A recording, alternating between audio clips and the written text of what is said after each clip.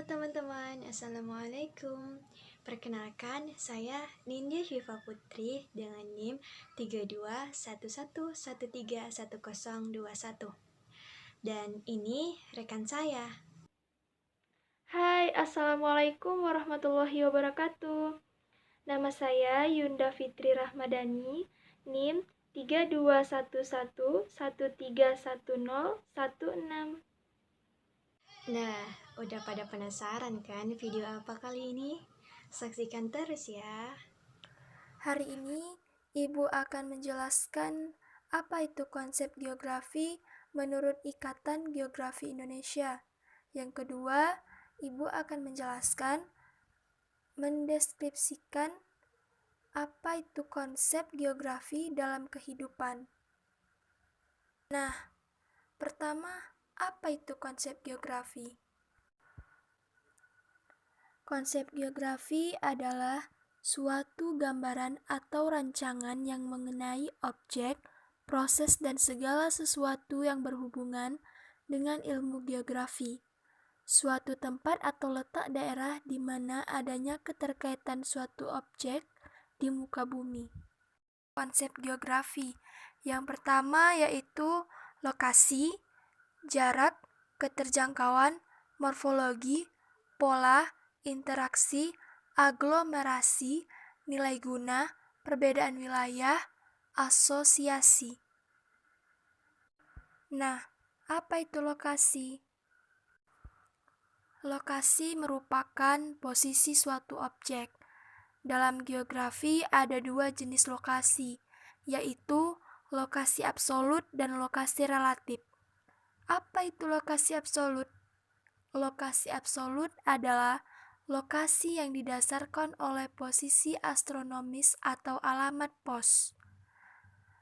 Sedangkan lokasi relatif adalah lokasi yang didasarkan oleh posisi lingkungan sekitarnya.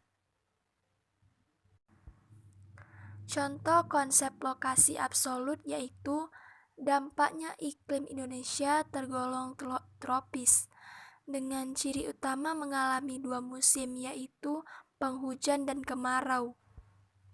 Contoh konsep lokasi relatif yaitu Indonesia berada di posisi silang yang strategis bagi percaturan politik dunia.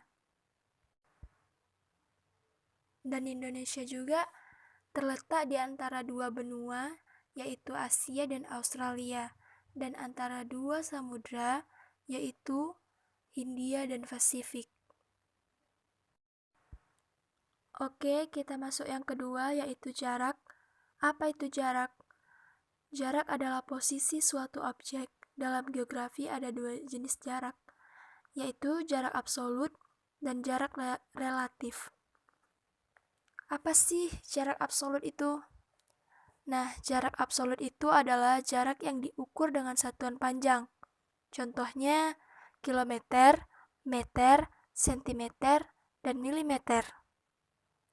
Jarak relatif adalah jarak yang diukur dengan satuan waktu. Contohnya detik, menit, dan jam. Nah, Ibu kasih tahu ya contoh konsep jarak absolut. Lebaran kemarin, kami sekeluarga mudik ke kampung halaman. Perjalanan dari Jakarta menuju Cirebon ditempuh sejauh 200 km dengan kereta api. Nah, selanjutnya contoh konsep jarak relatif. Minggu lalu, Ibu melakukan perjalanan wisata dari Bandung ke Malang, menempuh perjalanan selama lebih dari 14 jam dengan menggunakan bis. Selanjutnya yaitu pola. Apa sih pola itu? Pola adalah susunan keruangan suatu objek atau fenomena di permukaan bumi. Pola bisa dipengaruhi oleh kondisi fisik wilayah atau modifikasi dari aktivitas manusia. Nah, contoh pola yaitu pola pemukiman di daerah dataran rendah cenderung memusat, sementara di daerah dataran tinggi cenderung menyebar. Nah, yang selanjutnya itu keterjangkauan. Keterjangkauan itu adalah mudah tidaknya suatu lokasi dapat diakses atau dicapai. Kondisi ini dipengaruhi oleh lokasi, jarak, dan tentunya ketersediaan sarana prasarana transportasi. Contoh dari keterjangkauan yaitu distribusi bantuan logistik saat bencana melanda PDAC sangat lambat karena terkendala kondisi daerah yang jauh dengan kondisi jalan yang kurang baik. Nah, yang berikutnya morfologi. Apa sih morfologi itu? Morfologi adalah kondisi bentuk fisik atau relief permukaan bumi. Relief setiap daerah bervariasi dan dipengaruhi oleh tenaga endogen dan oksigen. Contoh dari morfologi yaitu Kecamatan Lembang berada di daerah dataran tinggi dengan ketinggian rata-rata 5.000 meter di atas permukaan laut. Kondisi ini mengakibatkan wilayah Lembang memiliki suhu yang relatif sejuk dan cocok untuk kegiatan pertanian ataupun perkebunan. Oke anak-anak, selanjutnya Ibu Nindi yang akan menjelaskan konsep-konsep geografi dari yang ke-6 hingga yang ke-10. Yang pertama, yang ke-6 yaitu interaksi. Interaksi adalah hubungan timbal balik antara wilayah di permukaan bumi.